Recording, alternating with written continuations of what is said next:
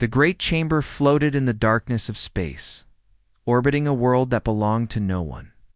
12 ancient species had built this place together, long before humans had learned to make fire. Now their leaders sat in a wide circle, their bodies strange and different from one another. Some had scales that glowed with soft light. Others were made of living crystal or flowing shadow. One looked like a mountain that had learned to breathe. Elder Voth watched them all with tired eyes. He was 3,000 years old, and his body had become almost transparent with age. He had seen empires rise and fall. He had watched stars die. But today, fear made his ancient heart beat faster than it had in centuries. "Thank you all for coming," said Council Leader Shima. Her voice rumbled like rocks grinding together, because that is exactly what she was. A being of living stone, tall as 3 men standing on each other's shoulders. "Elder Voth has requested this emergency meeting. I hope the reason is good." Voth stood slowly. His legs were not what they used to be. 40 years ago, he began, we discovered a new species on a small blue planet. They called themselves humans. Several council members made sounds of annoyance. They remembered the humans. Short lives. Soft bodies. Technology that was laughably primitive compared to their own.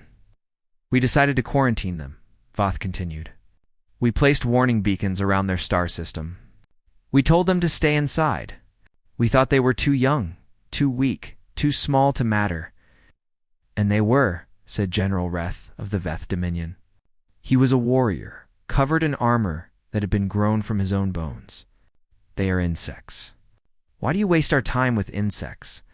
Voth raised one thin hand. The lights in the chamber dimmed, and images appeared in the air above them. Ships. Thousands of ships. Moving past the warning beacons and into the space beyond, because the insects have left their nest. Silence fell over the chamber. The council members leaned forward, studying the images with growing disbelief. The human ships were crude things, built from metal and held together with visible bolts. They looked like toys compared to the elegant vessels of the elder races, but there were so many of them. "This is impossible," whispered Shima. "Our quarantine has never been broken. Not in 10,000 years." "The humans did not ask for permission," Voth said. "They simply built ships and flew. When they reached our beacons, they did not turn back. They studied the beacons, took them apart, and used our own technology to make their engines faster. Then we will destroy them," General Reth declared. "My fleet can reduce their worlds to ash within a single cycle. Can it?" Voth turned to face the general. 40 years ago, humans could barely reach their own moon. Today, they have colonies on 12 worlds. They have built shipyards in the empty spaces between stars. They have done in 4 decades what took us 4,000 years. The council erupted in argument. Voices rose and fell in a dozen different languages. Some demanded immediate war. Others suggested negotiation. A few simply refused to believe what they were seeing. Far away, on the bridge of a ship called the Horizon's Edge, Admiral Taiho watched the stars stretch into lines of light.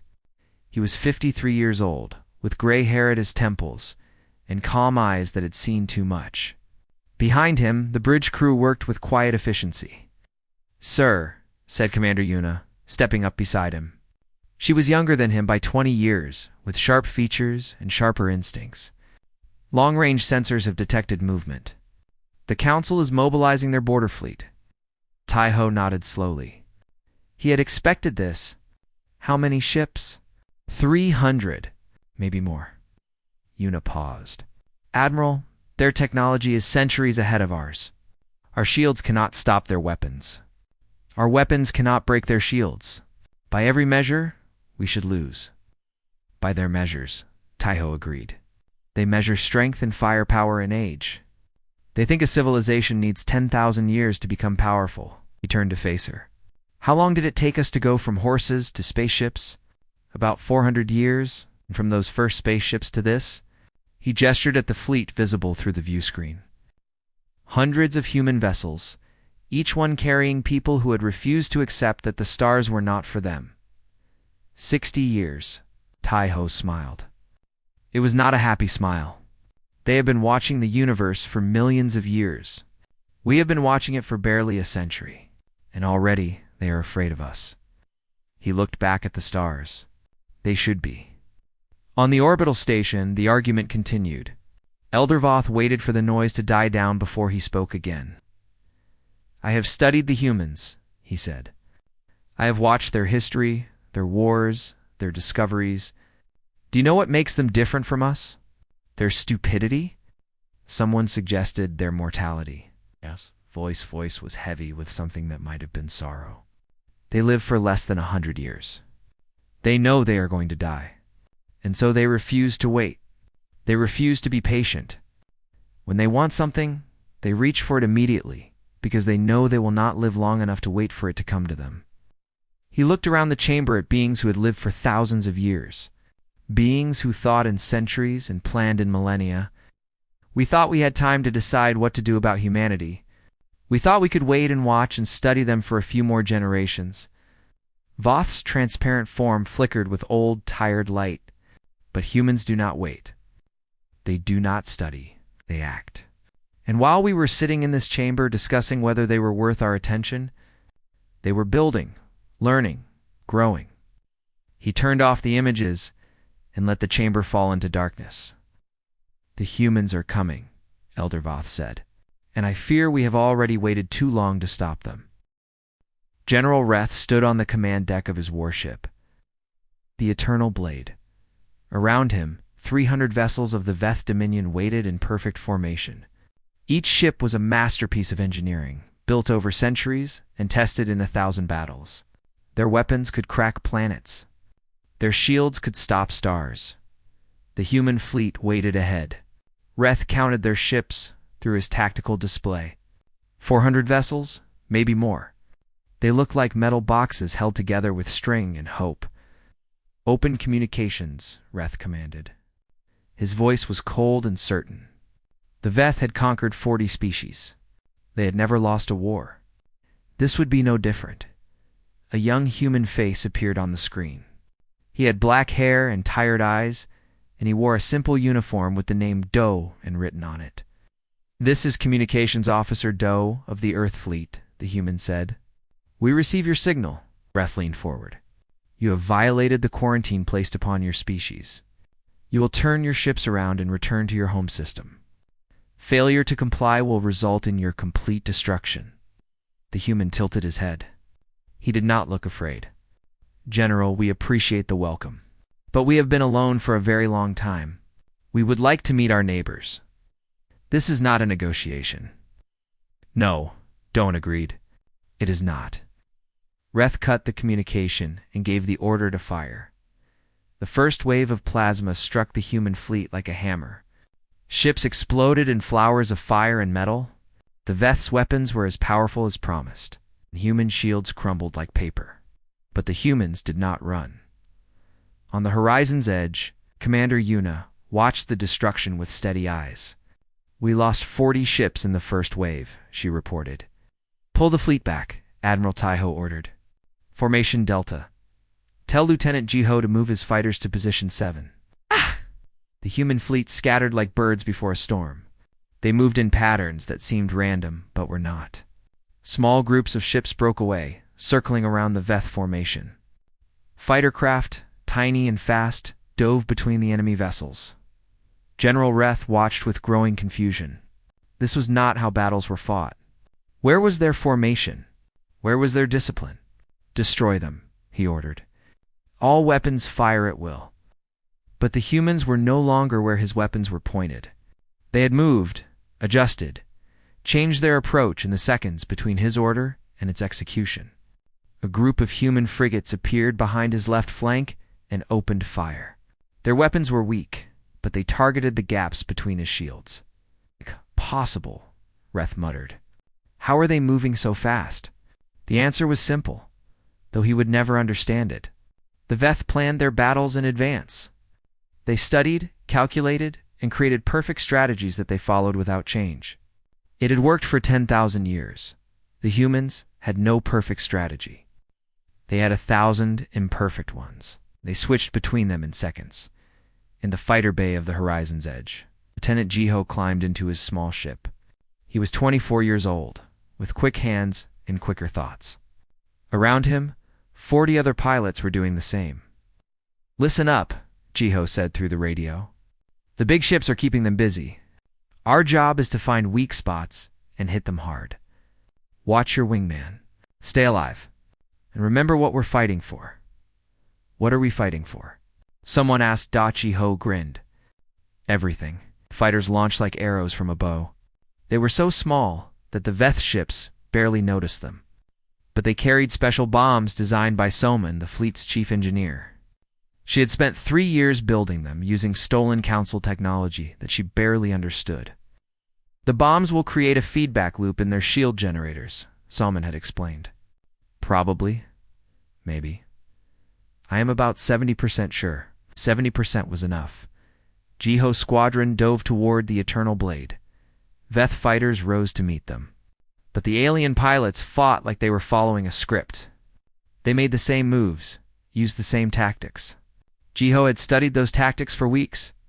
He knew exactly what they would do. He zigged when they expected him to zag. He rolled left when any sensible pilot would roll right. His ship danced through their formation like water through fingers, and then he was past them, heading straight for the flagship. "Bomb away," he said. And the small device left his ship. It struck the Eternal Blade's shield and vanished inside. For 3 heartbeats, nothing happened. Then the shield flickered, stuttered, and died. General Reth watched in horror as his flagship became vulnerable for the first time in 2,000 years.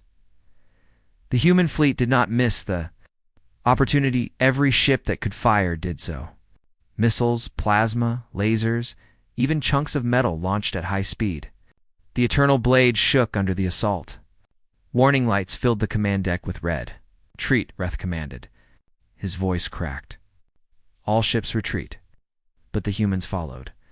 They were like wolves chasing wounded prey. When the Veth tried to reform their lines, the humans were already somewhere else. When the Veth tried to escape to hyperspace, they found human ships blocking the jump points. The battle lasted for hours. When it ended, 112 Veth ships had been destroyed. Another 90 were too damaged to fight. General Reth's final transmission was a single word, spoken in a voice that had lost all its certainty. "Impossible."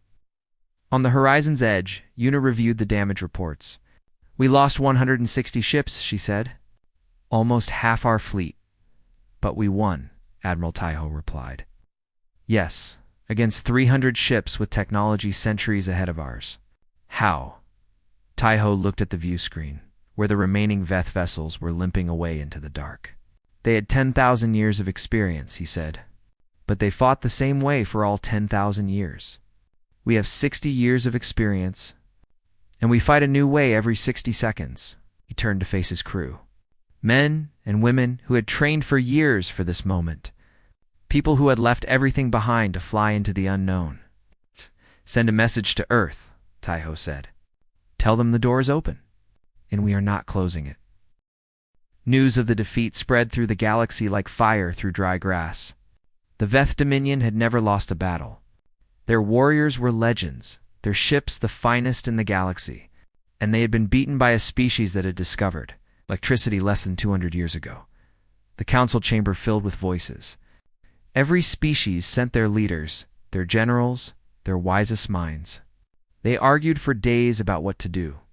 Some wanted immediate war with all their combined forces. Others wanted to hide and hope the humans would go away. A few quietly began planning how to make peace before it was too late. Elder Voth listened to all of them and said nothing.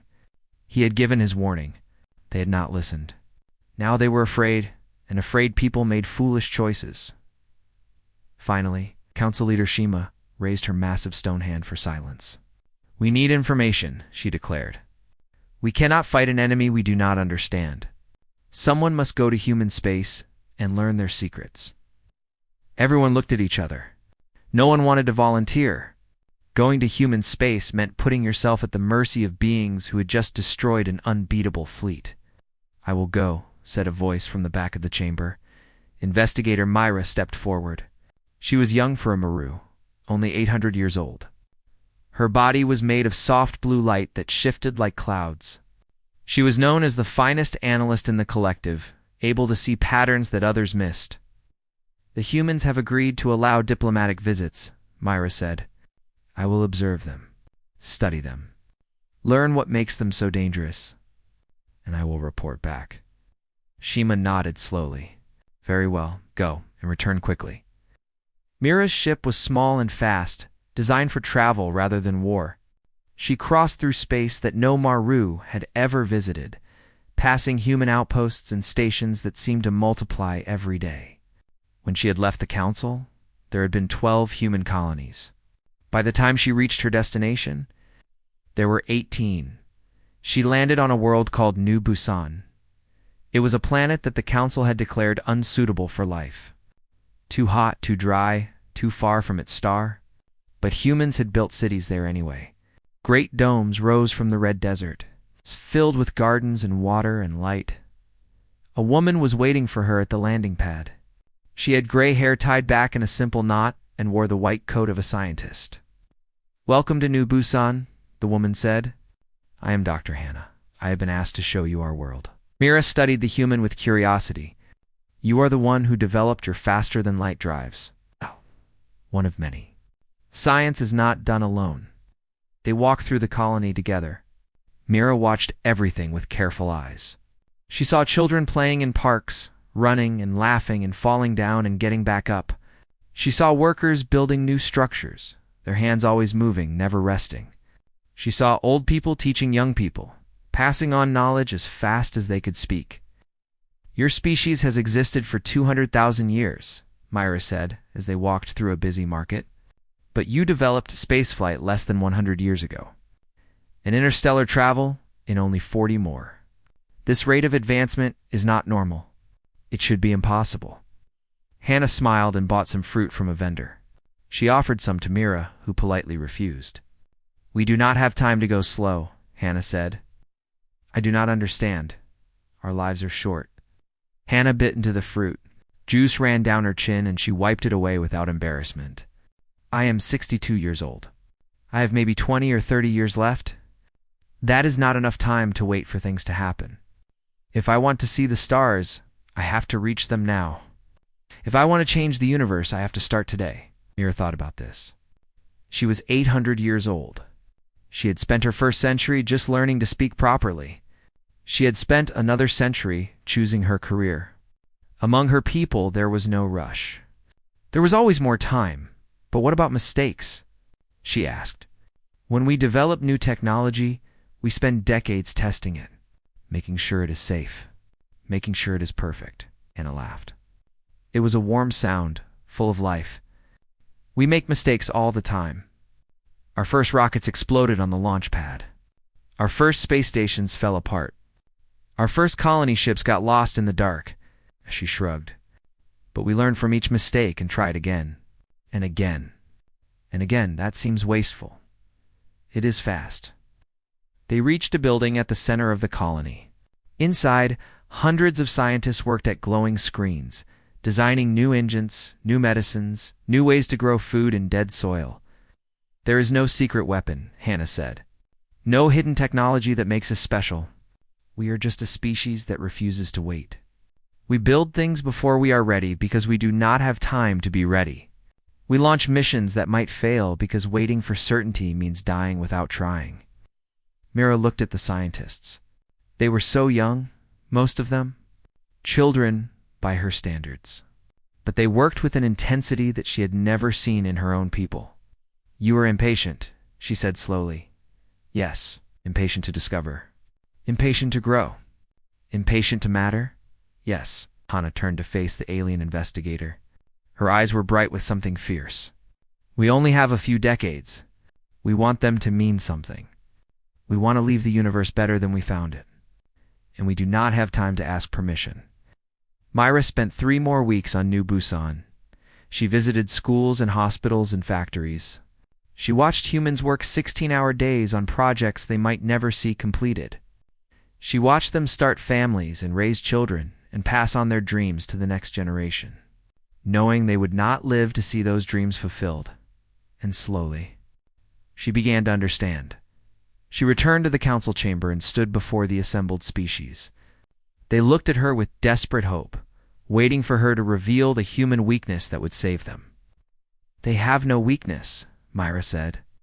"They are not smarter than us. They are not stronger than us. Their technology is not better than ours. They have only one advantage." "What advantage?" Shima demanded. Mira remembered Hannah's face, fierce and alive and burning with the need to matter. "They are dying," Mira said. "Every one of them, from the moment they are born, and they know it. And instead of making them afraid, it makes them unstoppable." She looked at the ancient beings around her, creatures who had lived for thousands of years and would live for thousands more. "My recommendation is simple. Do not fight them. Join them, before they decide that they do not need you at all." The chamber erupted in argument, but Mira had said what she needed to say. The rest was not her choice. The council rejected Mira's recommendation. The vote was not even close. 11 species voted for war. Only the Maru Collective voted for peace. "Operation Silent Dawn," Council Leader Shima announced. "Every ship from every species will join together. We will strike the human homeworld before they spread any further. This will end quickly." The combined fleet was the largest ever assembled in galactic history. 2,000 ships from 12 species carrying weapons that could burn worlds to ash. They gathered at the edge of human space, a wall of metal and fire and ancient rage. Admiral Taiho learned about the fleet. 6 months before it was ready to attack, Agent Bora had spent 2 years building a network of spies inside the council. She was small and quiet, with a face that no one remembered after looking away. She had learned 12 alien languages and 6 alien computer systems. When the council voted for war, she knew within the hour. "They are not being subtle about it," Bora reported from her hidden base on a trading station. "They want us to know they are coming. They want us to be afraid. Are we afraid?" Taiho asked. "We are human." Bora smiled without warmth. "We are always afraid. That has never stopped us." Taiho called his commanders together on the horizon's edge. Yuno was there, promoted now to vice admiral. Jiho commanded his own battle group. Salman had built new weapons that nobody fully understood. Yonji, once a junior officer, now led their strategic planning division. 2,000 ships, Yonji said, displaying the enemy fleet on the main screen. "We have 500, and even with our new weapons, we cannot win a direct battle." "Then we do not fight a direct battle," Taiho replied. "We need allies. The council species will never help us." The council species are not the only ones in the galaxy. The Null were engineers. For 3,000 years they had built ships and stations and weapons for the council, never allowed to own any of it themselves. They lived in floating cities above gas giants, working endlessly for masters who called them useful but never equal Captain Minho. Commanding the human cruiser Distant Shore, arrived at the largest Null city with a simple message. "We are going to war with the council. We would like you to join us." The Null leader was an old creature with too many arms and tired eyes. "The council would destroy us if we turned against them." "The council is already destroying you," Minho said. "Slowly, one generation at a time. At least this way, you have a chance." The Pale had once been a proud species. Then the council discovered that their homeworld had rare minerals beneath its surface. Now the Pale were refugees, scattered across a dozen barren moons. Their population reduced to less than 1 million. A human transport ship landed on their largest settlement. Dr. Hannah stepped out carrying medicine and food and maps of colony worlds that needed people. "We can give you a new home," Hannah said. "Real worlds with air you can breathe and water you can drink. All we ask in return is your help." The Pale Elder stared at her with eyes that had seen too much loss. "Why would you help us? What do you gain?" "Friends," Hannah said simply. "We have been alone for a very long time. We would like to not be alone anymore." The Dren had been silenced in the council chambers for centuries. Their votes did not count. Their voices were ignored. They had learned to be invisible, to survive by not being noticed, Agent Bora found their hidden leaders on a moon that officially did not exist. She brought nothing but words. "The council's going to fall," she said. "It may take a year, or 10 years, or 100 years, but it will fall. Humans do not accept things the way they are. We change them. And when the council falls, there will be a new order. Would you like to help build it?" 6 months later, Operation Silent Dawn launched. The combined council fleet jumped to the human border, weapons charged and ready for slaughter. They found 5 fleets waiting for them. Human ships flew beside null engineering vessels. Pale fighters, fast and silent, moved in perfect formations. Dren cruisers, hidden for generations, emerged from the shadows. And behind them all, dozens of smaller species who had heard the call and answered. Admiral Taiho opened communications. His face appeared on every screen in both fleets. "Shima," he said calmly, "your fleet is large. Your weapons are powerful. But you are fighting alone. We are not." Captain Minho commanded the left flank. Yunji coordinated movements between species who had never fought together before. Jiho led a mixed squadron of human and pale fighters. Their different ships dancing together, like they had practiced for years. The battle began with fire and ended with surrender. The council fleet fought like they always had. Rigid formations, predetermined strategies, each species following its own ancient rules. But their enemies had no rules. Null engineers disabled council ships from the inside, using codes they had written centuries ago. Pale fighters dove through gaps that should not have existed. Dren vessels appeared from nowhere, struck hard, and vanished again. And through it all, the humans adapted. Every minute brought a new tactic, a new approach, a new way of fighting.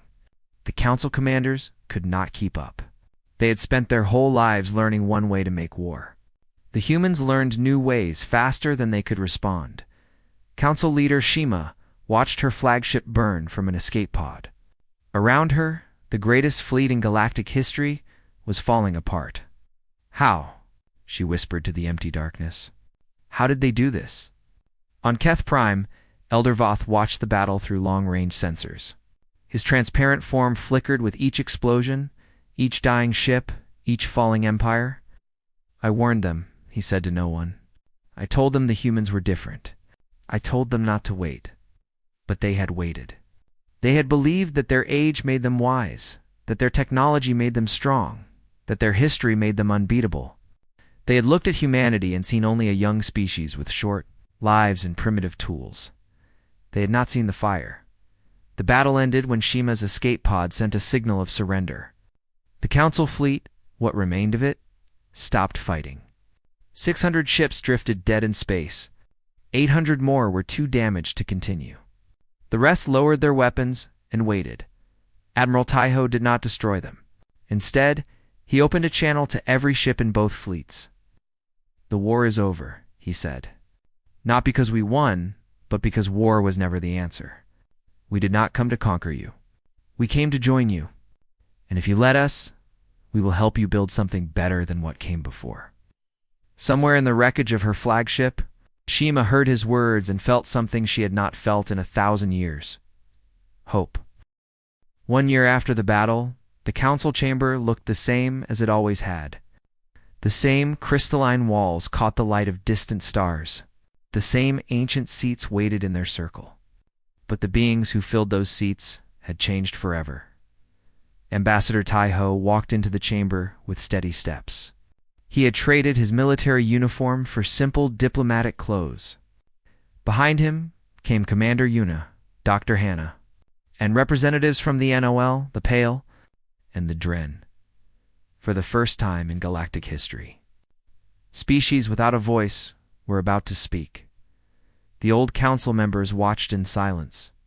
Some had faces of stone, showing nothing. Others could not hide their fear. A few looked almost relieved, as if a weight they had carried for millennia was finally being lifted. Council leader Shima rose from her seat. She moved slowly now. The defeat had aged her in ways that time could not. "The council recognizes Ambassador Taiho of the Human Alliance," she said. Her voice rumbled like distant thunder. "Speak." Taiho looked around the chamber. He saw Elder Voth in his usual place, his transparent form dimmer than before. He saw General Reth, stripped of his command, watching with bitter eyes. He saw Investigator Mira, who had tried to warn them and been ignored. 100 years ago, Taiho began, humans looked up at the stars and wondered if we were alone. 50 years ago, we built our first ship to find out. 40 years ago, you told us to stay in our corner of the galaxy and be quiet. He paused. The chamber was absolutely silent. We did not listen. We never listen when someone tells us to stop reaching for more. It is not in our nature. He spread his hands. You feared us because of this. You thought we would conquer you, enslave you, destroy everything you had built. And I understand that fear.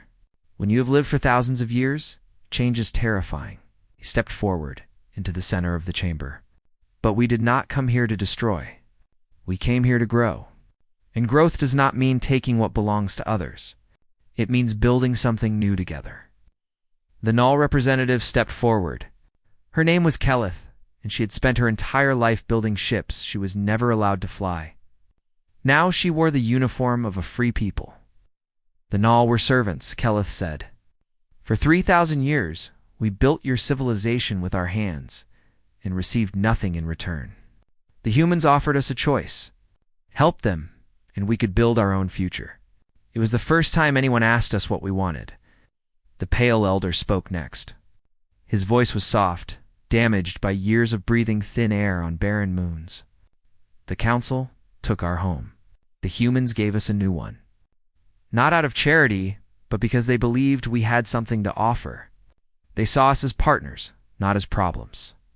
One by one, the new species spoke. The Dren, who had been silent so long that some council members had forgotten they existed. The smaller species, who had joined the alliance not for power, but for the chance to matter. When they finished, Taiho turned to face the old council. You have two choices, he said. You can hold on to the galaxy you built. You can close your borders and hide behind your fleets and pretend that nothing has changed, and we will leave you alone. We do not want war. We never wanted war, or, Shima asked. Or you can join us. Open your borders. Share your knowledge. Let new species sit in these seats and add their voices to yours. Help us build a galaxy where every species has a chance to reach for the stars, not just the ones who got there first. The chamber erupted in argument. Some council members shouted that this was an insult. Others demanded to know what guarantees they would have. A few simply sat in stunned silence, unable to process a future they had never imagined. Elder Voth rose slowly from his seat. The chamber fell quiet. Even now, after everything, his age commanded respect. I have lived for 3,000 years, Voth said. His voice was weak but steady. I have seen empires rise and fall. I have watched stars die and new ones be born. And in all that time, I have never seen anything like humanity. He turned to face the old council members, beings he had known for centuries. He thought they were too young to understand the galaxy, too small to matter, too fragile to survive. We were wrong, he looked at Taiho. We tried to stop them too late. Not because of when we acted, but because of what we failed to see. Humanity was never a threat to be contained. They were a fire to be shared. He moved to the center of the chamber, standing beside Taiho. I vote to open the council. Let new voices join. Let new ideas grow. Let us finally become what we always claimed to be, a community of equals. The vote took 3 days. Species that had not agreed on anything in millennia debated through every hour. But in the end, the result was clear. 9 species voted to open the council. 3 voted against. The majority was enough. The celebration lasted for weeks. On planets across the galaxy, beings who had never met humans danced and sang and laughed together. Trade routes that had been closed for centuries opened overnight. Technologies that had been hoarded for thousands of years were shared freely. On the horizon's edge, now stationed above Keth Prime, as part of the new peacekeeping fleet, Yuna stood beside Taiho on the observation deck. Below them, ships from 20 different species moved in patterns of light and shadow. They still do not fully trust us, Yuna said. Some of them never will. Trust takes time, Taiho replied. We have been enemies for less than a year. It takes longer than that to become friends. Do you think we did the right thing? Opening the galaxy like this, changing everything. Taiho watched an all-engineering vessel dock with a human station. Nearby, a pale scout ship practiced maneuvers with a Dren cruiser. Species that had never spoken to each other were learning to work together. I think we did the only thing we could do, he said. Humans cannot sit still. We cannot wait for the universe to come to us. We have to reach out and grab it, he smiled. And now, for the first time in our history, we do not have to reach alone. Far below, in the council chamber, new seats were being installed. Not just for the Null and the Pale and the Dren, but for dozens of species who had never dared to hope for a voice. The old order was dying. Something new was being born, and at the center of it all, a small blue planet called Earth continued to spin around its sun. Its people looked up at the stars and knew, finally, that they were not alone. They had found their place in the universe, not as conquerors, not as saviors, just as neighbors, reaching out to say hello. The galaxy would never be the same. And that was exactly the point.